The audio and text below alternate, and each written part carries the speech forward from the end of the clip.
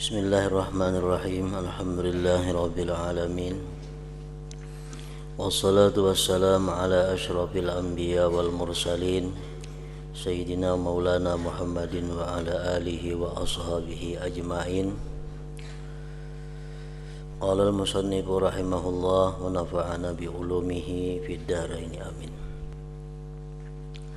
Apabila muazzin atau Bilal mengatakan Allahu Akbar, maka jawab oleh kau seperti perkataannya juga. Apabila muazzin mengatakan Allahu Akbar, maka jawab oleh kau seperti perkataannya juga. Jadi menjawab muazzin itu disunnatkan baik bagi laki-laki atau bagi perempuan, bagi orang-orang yang berhadas, bagi orang-orang yang junub, bagi orang-orang yang haid, orang-orang yang nifas. Mendengar azan itu disunnatkan untuk menjawabnya.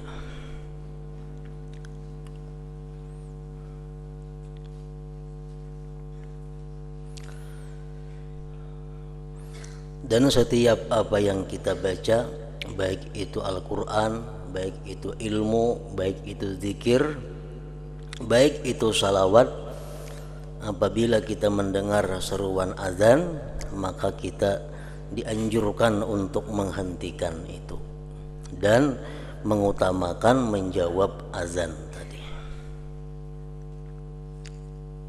Apalagi sedang berkata-kata yang selain daripada zikir, daripada perkataan-perkataan dunia, makin dituntut kita untuk menjawab azan, menghentikan perkataan-perkataan dunia tadi.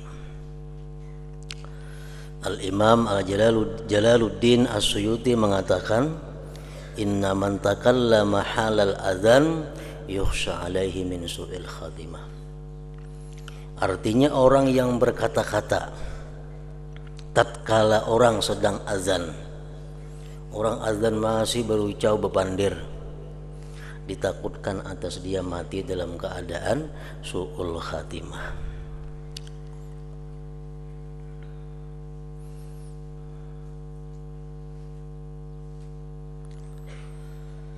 Dan begitulah seterusnya engkau jawab kalimat azan itu,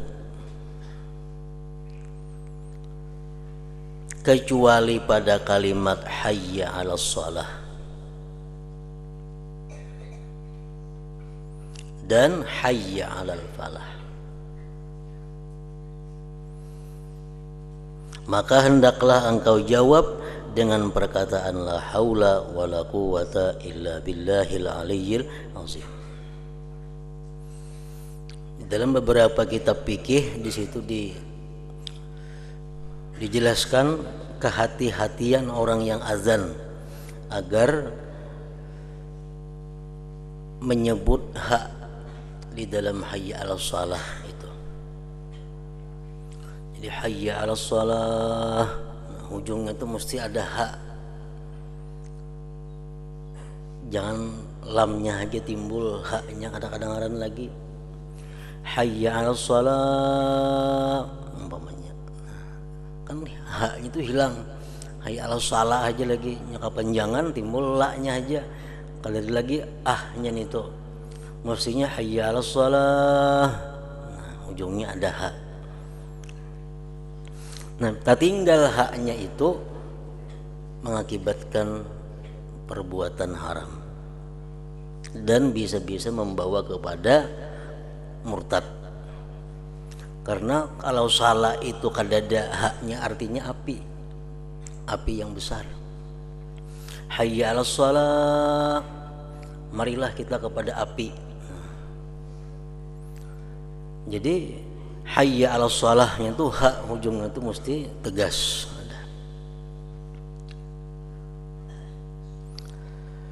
Dan hayya 'alal falah, maka hendaklah engkau jawab dengan perkataan la haula wala quwata illa billahil aliyyil azim. Dan apabila muazzin mengatakan as-salatu khairum minan naum di dalam azan sembahyang subuh, lain pada subuh, itu dimakruhkan membuat as-salatu khairum minan naum. Walaupun orang guringan umpamanya hendak zuhur atau hendak asar, karena orangnya guringan semuaan, jangan hendak berbuat as-salatu khairum minan naum, itu khusus hanya untuk subuh. Walaupun orangnya bangunan semuaan sudah, tetap dianjurkan as-salatu khairum minan naum. Maka hendaklah engkau jawab dengan perkataan sadaqta wa bararta atau wa barirta, boleh juga, wa ana ala dzalika minasyahidin.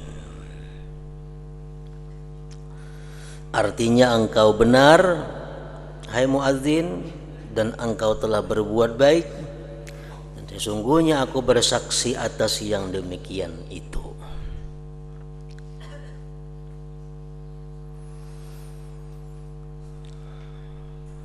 Menjawab orang azan tadi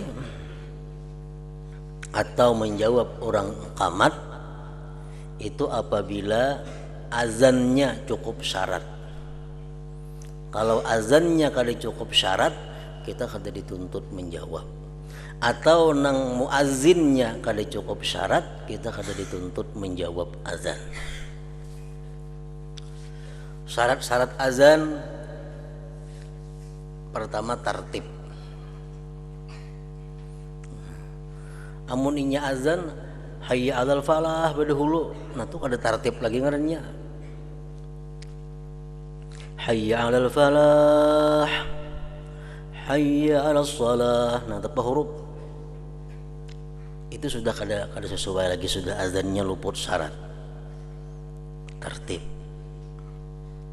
Ini mulai Allahu Akbar, asyhadu an la ilaha illallah, asyhadu anna Muhammadar Rasulullah, hayya 'alas shalah, hayya 'alal falah, Allahu Akbar, la ilaha illallah. Itu susunannya mesti macam itu. Yang kedua syaratnya azan apa? Al-wila. Antara satu kalimat dengan kalimat berikut kada terpisah dengan jarak yang jauh. Misalnya asyhadu an la ilaha illallah, asyhadu an la ilaha illallah, batal inya baudu. Bilal nih baudu, tontong baudu, asyhadu anna Muhammadar Rasulullah, menyambung, itu putus sudah mualatnya, kalawasan jaraknya antara satu kalimat dengan kalimat yang lain. Ini mesti jangan lawas.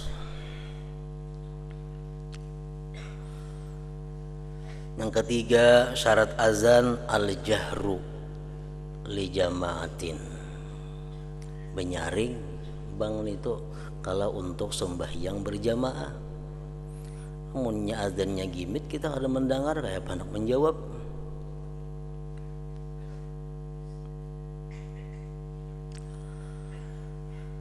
Yang keempat adamul bina 'alal ghair.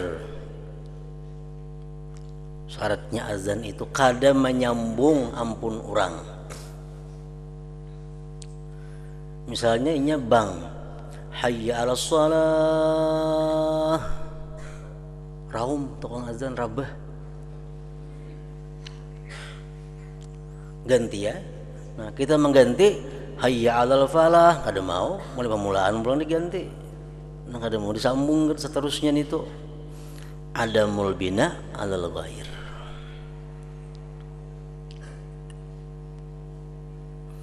Yang kelima dukhulul waqti, masuk waktu.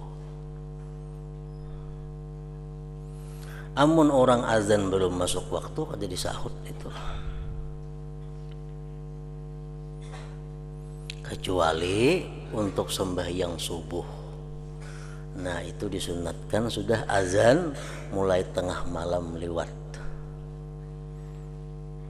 Subuh kan disunatakan bang 2 kali. Yang pertama terbit fajar, yang kedua sesudah tengah malam, jam 4, jam 3 itu sudah azan boleh untuk sembahyang subuh. Yang keenam, syaratnya azan itu bil arabiyah, dengan bahasa Arab. Amun orang bang bahasa Indonesia itu kada perlu dijawab.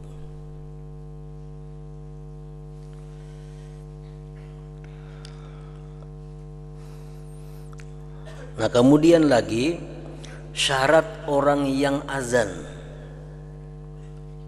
Tadi syarat azannya, azan itu bisa disebut azan apabila cukup syarat, baik azannya atau muazzinnya. Syarat orang yang jadi muazzin itu pertama Islam, seorang muslim.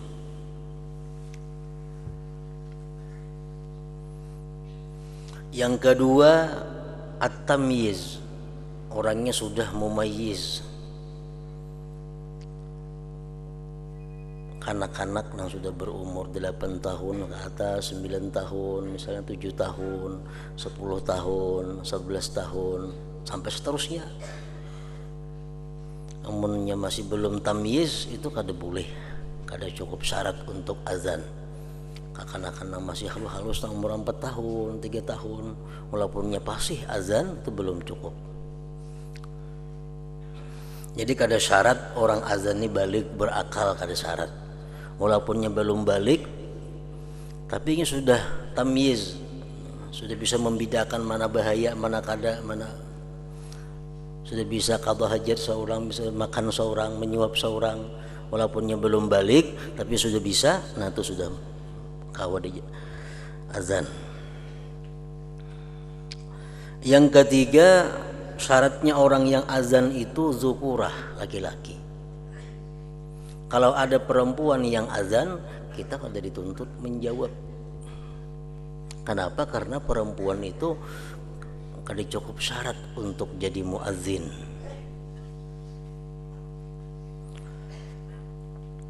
Nah kecuali azan bagi selain salat.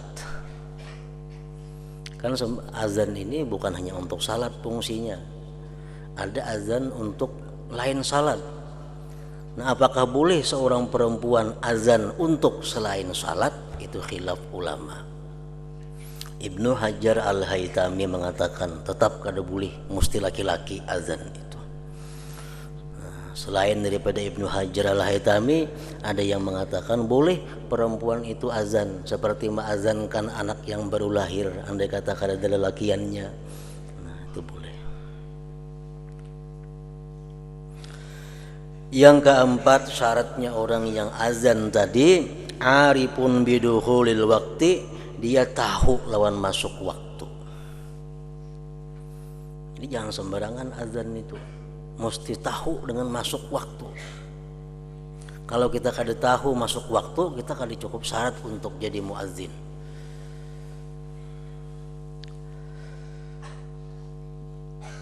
Nah bila mana azan tadi sudah cukup syarat, muazzinnya sudah cukup syarat, nah kita dituntut untuk menjawab azannya.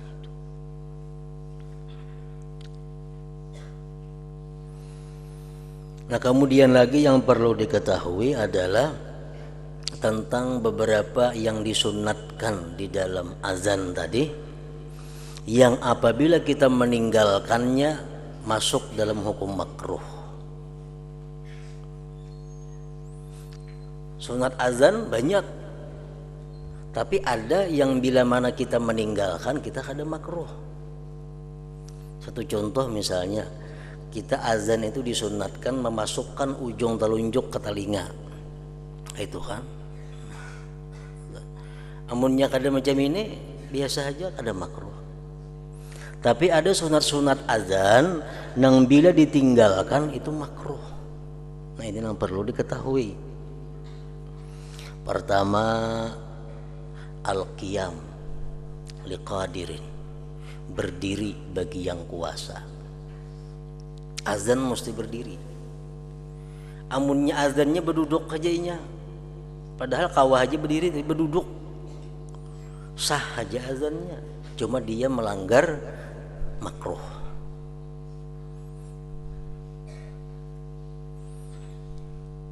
Misal subuh orang kadadaan di masjid lagi bangnya berduduk, nah, atau sambil berabah umpamanya, nah itu makruh.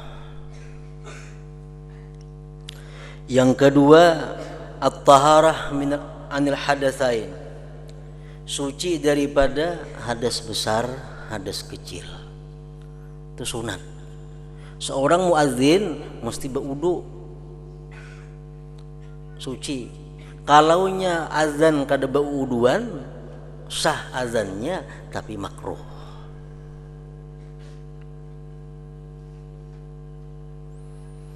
Yang ketiga, ada mutaghanni,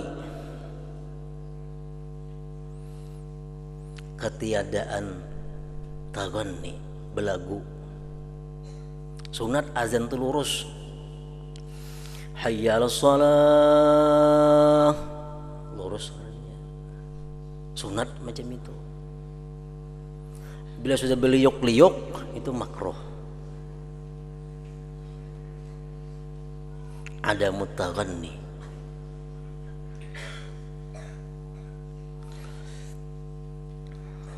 Jadi azan itu mesti lurus.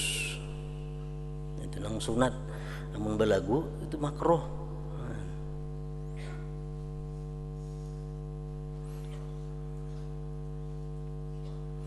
Yang keempat, ada mutamtid, tidak terlalu panjang. Walaupun lurus tapi jangan terlalu panjang. Hayya 'alas shalah, umpamanya sering panjangan itunya, itu makruh. Amunnya panjang belagu pulang 2 kali makruh artinya.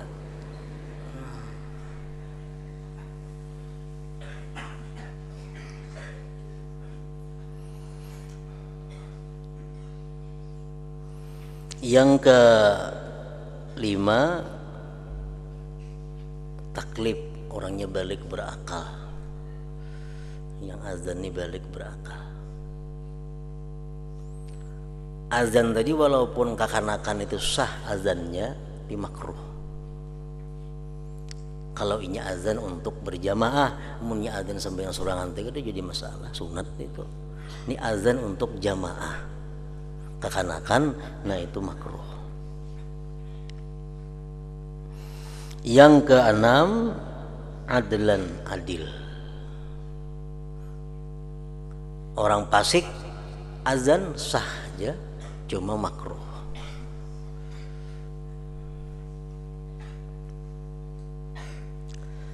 Nah lalu kanak-kanak yang muadzin atau orang fasik yang muadzin itu kadakawa kita jadikan pedoman untuk masuk waktu. Ini yang perlu. Maksudnya dilanggar, ada orang bang kekanakan, Allahu Akbar, kekanakan bang. Di rumah kita jangan nak buka puasa dulu. Kenapa? Nang bang ini orangnya kada pasti bisa masuk waktu kekanakan nih. Kada kau diterima kabarnya itu. Atau kekanakan bang zuhur, jangan nak sembahyang di rumah sembahyang zuhur.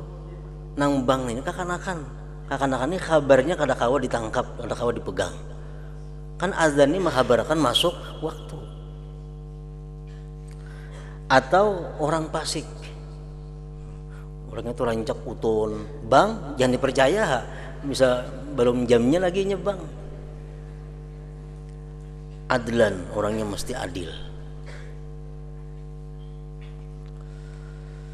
Kalau kita tahu bahwa nang azan itu orangnya orang suka melakukan maksiat, nah kita kada percaya.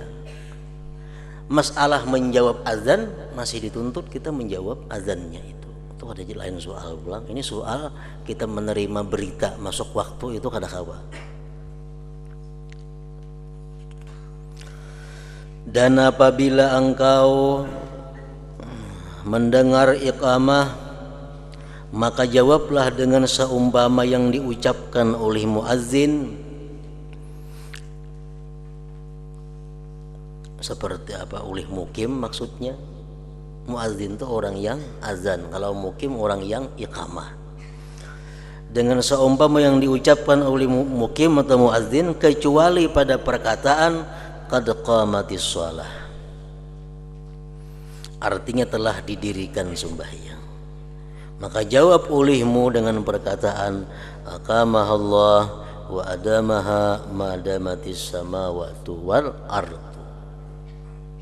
Aqamahallah wa adamaha ma damatis samawati wal ardu, artinya mudah-mudahan Allah mendirikannya sembahyang dan mengekalkannya selama masih kekal lagi segala langit dan bumi.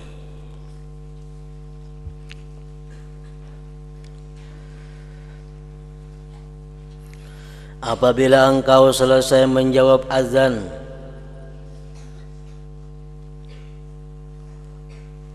azan subuh khususnya, maka baca olehmu akan doa ini. Tuntung orang sudah azan, kita selesai menjawab azan. Kalau subuh khusus, Allahumma inni as'aluka inda huduri salatika wa aswati du'atika wa idbari laylika wa iqbali naharika an tu'tiya Muhammadanil wasilata wal fadilata wa darajatar rafi'ata wa ba'athul maqamal mahmud alladhi wa'adtah ya arhamar rahimin. Itu doa azan sesudah azan khusus subuh. Amunnya kita kata doa, doa nang biasa aja, hasil aja juga.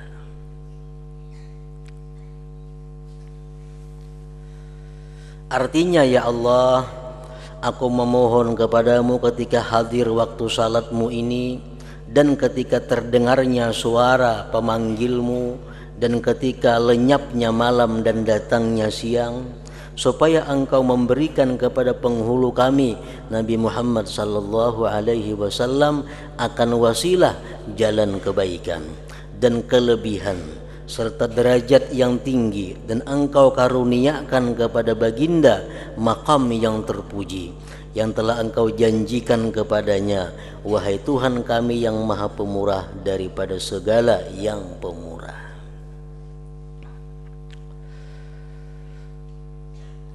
Nah, jadi kita baca ini doa azan, posisi kita masih dalam keadaan duduk. Sama halnya kita membaca doa iqamah, posisi kita masih dalam keadaan duduk.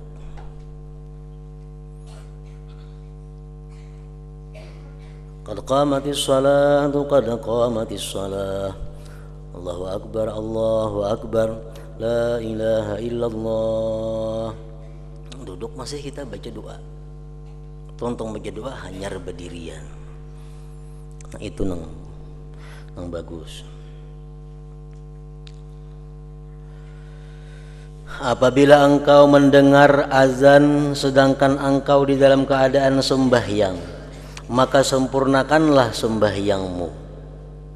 Nah, kecuali sembahyang kita, kalau kita perhatian sembahyang, orang azan, jangan dipotong-potong sembahyang dengan menjawab azan. Sembahyang terusakan sampai tuntung.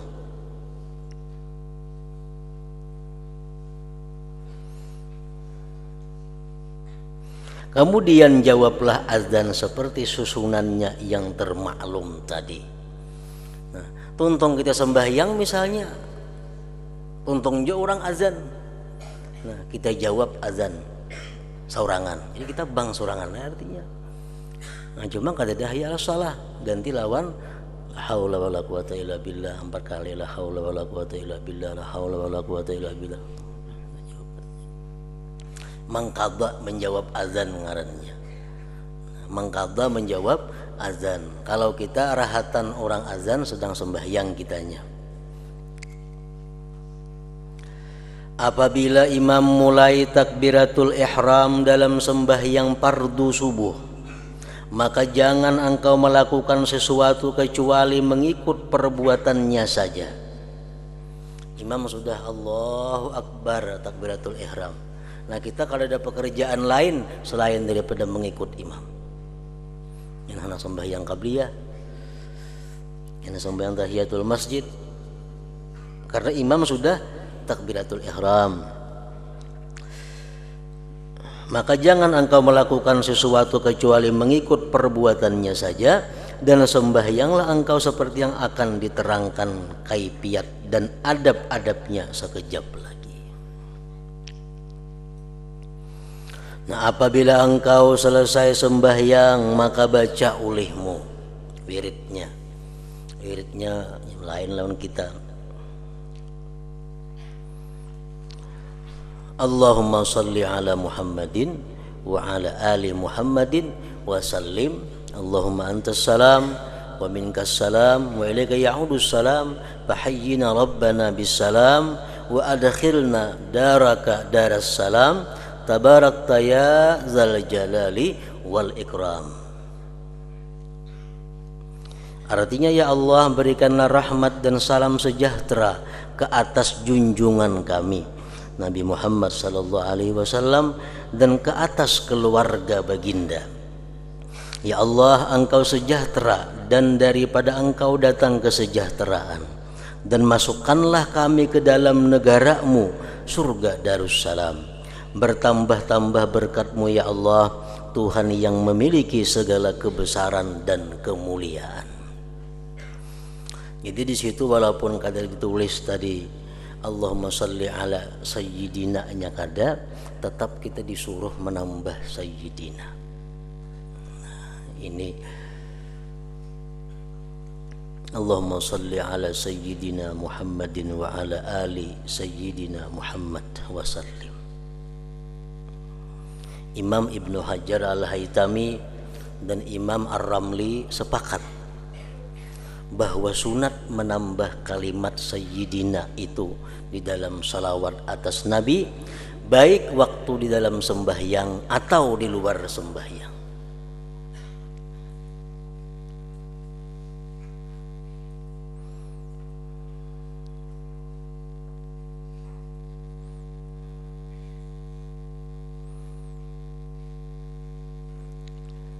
Imam Ahmad Ibnu Athaillah mengatakan, wa iyyaka an tatruka lafdhas siyadah babihi sirrun yadhhar liman lazama hadhil ibadah.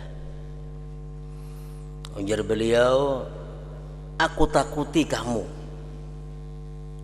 Artinya aku takuti apa? Jangan sekali-kali engkau meninggalkan lapas sayyidina itu. Jangan ditinggalkan. Karena di situ ada satu rahasia. Babihi sirrun. Di situ ada rahasia yang timbul bagi orang yang melazimi akan ini ibadah. Orang itu sudah kebiasaannya kadang mau kadang bersayyidina bila bersalawat itu. Nah, itu karena orang itu akan dapat satu rahasia dari Allah Subhanahu wa taala. Iyyaka an tatruka lafdhas siyadah babihi sirrun yadhhar liman lazama hadhil ibadah. Nah, jadi menurut dalam kitab sini, begitu tuntung kita sembahyang, assalamualaikum warahmatullah, assalamualaikum warahmatullah, Allahumma salli ala sayyidina Muhammad wa ala ali sayyidina Muhammad wa sallim. Allahumma antas salam wa minkas salam wa minka ya'alus salam bahina rabbana bis salam wa adkhilna daraka daras salam tabarakta ya dzal jalal wal ikram. Lain lawan kita rajin. Assalamualaikum warahmatullah, assalamualaikum warahmatullah, astagfirullahaladzim, astagfirullahaladzim. Allahumma antas salam wa minkas salam, langsung aja biasanya. Itu ada jadi masalah belain. Kedua-duanya ada alasannya. Seterusnya baca subhana rabbiyal aliyyil subhana rabbil aliyyil a'la. La ilaha illallah wahdahu la syarikalah, lahul mulku wa lahul hamdu yuhyi wa yumit wa huwa hayyun la yamut biyadihil khair wa huwa ala kulli syai'in qadir. Maha suci Tuhanku yang maha agung dan maha tinggi. Tidak ada Tuhan yang disembah melainkan hanya Allah. Tiada sekutu baginya. Bagi Allah seluruh pemerintahan, kerajaan artinya, dan baginya pula segala pujian-pujian. Ia yang menghidupkan dan ia yang mematikan, dan ia yang hidup tiada mati, dan dia yang amat menguasai segala sesuatu. La ilaha illallah ahlun ni'am. Tiada Tuhan yang patut disembah dengan sebenarnya melainkan hanya Allah.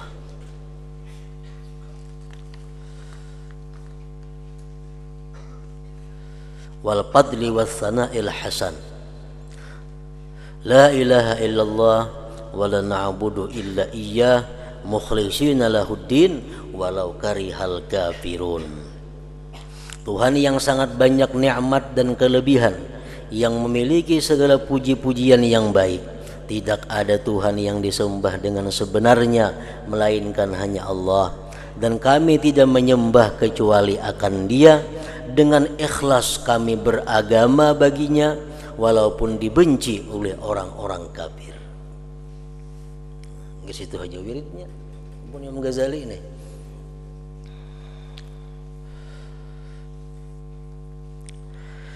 Selepas ini hendaklah engkau membaca doa yang singkat tetapi penuh makna. Doa yang komplit, mencakup segala sesuatu dari yang sangat kecil sampai yang sebesar-besarnya, dari dunia sampai akhirat,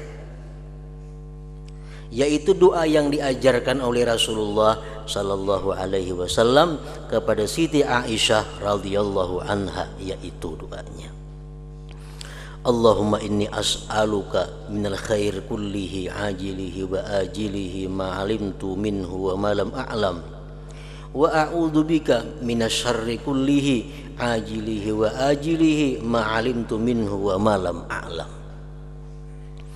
Artinya, ya Allah, aku memohon kepadamu akan segala kebaikan di negeri dunia dan di negeri akhirat. Mencakup sudah. Lalu Tuhan minta kebaikan di dunia dan akhirat. Sama ada yang aku ketahui maupun yang tidak aku ketahui. Dan aku berlindung denganmu daripada segala kejahatan di dunia ini dan di akhirat. Sama ada yang aku ketahui maupun yang tidak aku ketahui. Wa as'alukal jannata wa ma qarraba wa ma yuqarribu ilaiha min qaulin wa amali wa niyyati wa i'tiqad. Wa a'udzu bika minan nar wa ma yuqarribu ilaiha min qauli wa amali wa niyyati wa i'tiqad. Dan aku memohon kepadamu akan surga dan segala amalan yang dapat menghampirkan aku kepadanya, baik perkataan, perbuatan, niat, dan i'tikad. Jadi minta kepada Allah surga dan amalan-amalan yang mendekatkan ke surga, baik itu amalan berupa perkataan, perbuatan, niat, atau i'tikad, keyakinan. Dan aku berlindung denganmu ya Tuhan daripada api neraka dan segala amalan yang dapat menghampirkan aku ke dalam api neraka, yaitu perkataan, perbuatan, niat, dan i'tikad. Berlindung juga lawan Tuhan daripada neraka dan amalan-amalan yang mendekatkan ke neraka. Jadi ini doa artinya sekaligus fungsinya untuk memudahkan kita berbuat taat kepada Allah, dan doa ini akan menjauhkan kita daripada maksiat kepada Allah.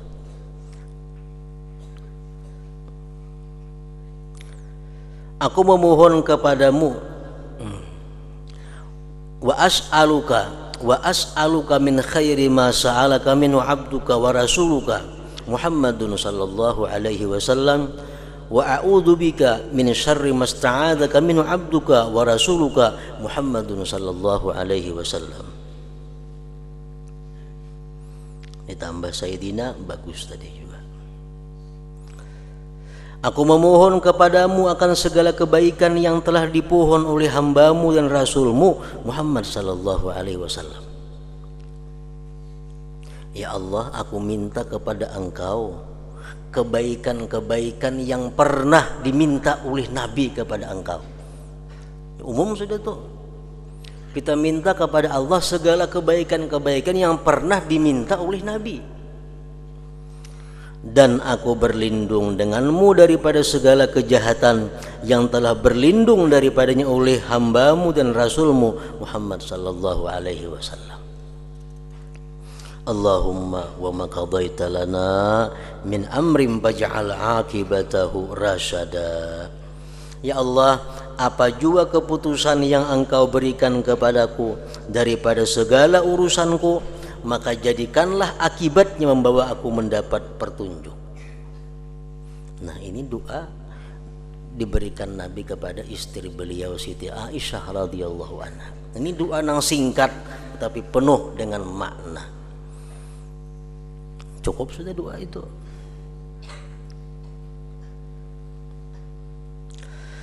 Kemudian hendaklah engkau baca doa yang telah diwasiatkan oleh Rasulullah sallallahu alaihi wasallam kepada anak danya Siti Fatimah radhiyallahu anha.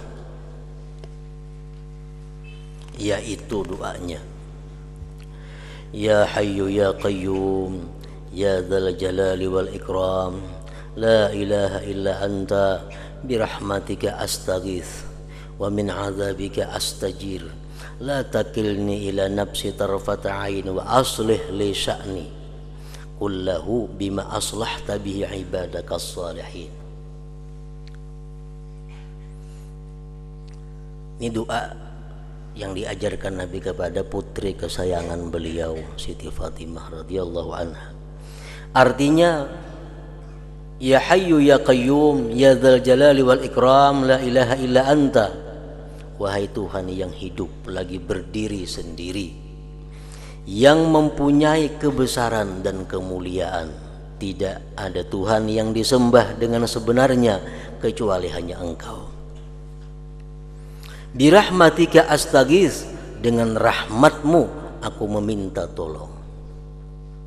Artinya aku minta tolong ya Allah kepada Engkau ini dengan rahmatmu, bukan dengan kekuatanku, bukan dengan daya upayaku, tapi dengan rahmatmu. Dan daripada siksamu aku berlindung. La takilni ila nafsi tarfata ain, janganlah engkau serahkan aku kepada diriku nafsuku, walaupun hanya sekejap di mata. Artinya ya Allah, jangan engkau serahkan mengurus diriku ini kepada aku, walaupun sekejap mata, jangan. Kenapa? Sebabnya karena kalau kita diserahi Allah mengurus diri kita seorang, kita akan binasa, walaupun hanya sekejap mata Tuhan menyuruh kita. Ya Tuhan, ikam mulai saat ini aku kalau bercampur kamu aja urus diri ikam, walaupun sekejap mata kita akan binasa, baik jasmani atau rohani kita. Nah, jadi minta lawan Tuhan, jangan sampai Tuhan itu menyerahkan pengurusan diri kita kepada kita. Lapah jadinya kita, binasa. La takilni ila nafsi tarfata ain, janganlah engkau serahkan aku kepada diriku nafsuku, walaupun hanya sekejap di mata. Adakah urusan kita?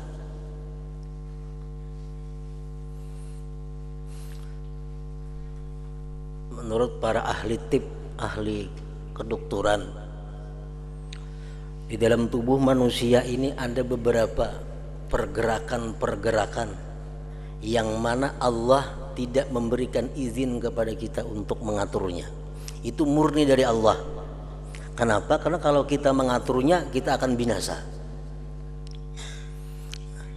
Kalau kita menggerakkan tangan, itu bisa kita mengatur, walaupun dengan Allah juga. Diam nak bergerak kawah, mata nak bakujub nak kada kawah, muntung nak bergerak berdiam kawah. Itu seolah-olah Allah menyerahkan kepada kita, seolah-olahnya. Nah tapi dalam awak kita ada, nah Allah sedikit pun kadang memberiakan kepada kita mengurusnya, langsung diurus Allah. Karena kalau kita nama urus kita bahaya. Satu apa? Gerakan jantung. Itu bergerak. Nah, adalah kita mau urus ini.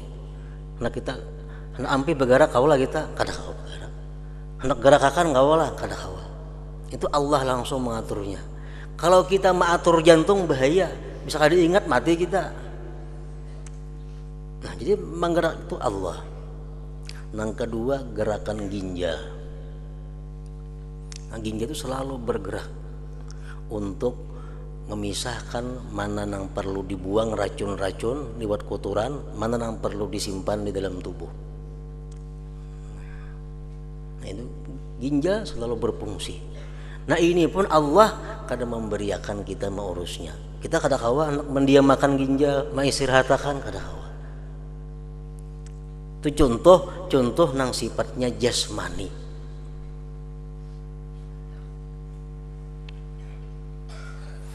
Nah jadi Nabi kita mengajarkan kita doa, la takilni ila nafsi tarfata ain. Janganlah engkau serahkan aku kepada diriku, nafsuku walaupun hanya sekejap mata. Apalagi hati kita, iman kita, ya etikat kita. Kalau kita yang menjaganya sudah sesat. Sudah sesat. Nah tapi karena kita jangan minta kepada Allah agar jangan diserahkan kepada kita untuk mengurus hal-hal seperti itu. Rabbi la takilni ila nafsi tarfata ain wa aslih li sya'ni kullah,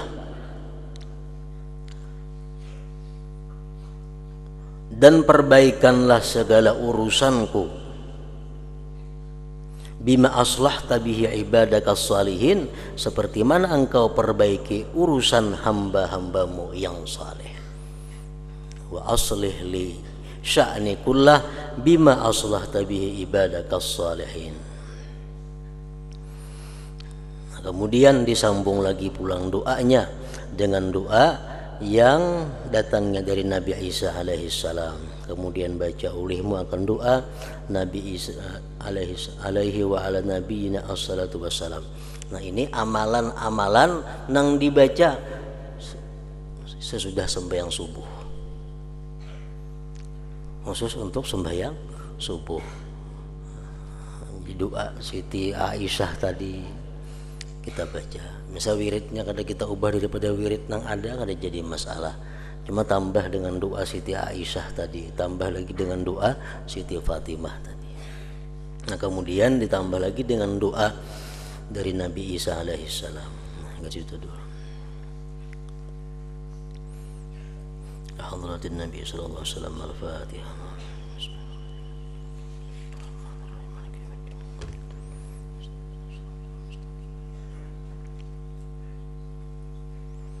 Bismillahirrahmanirrahim. Alhamdulillah rabbil alamin, wa salli wa sallim ala sayyidina Muhammadin wa alihi wa sahbihi ajma'in.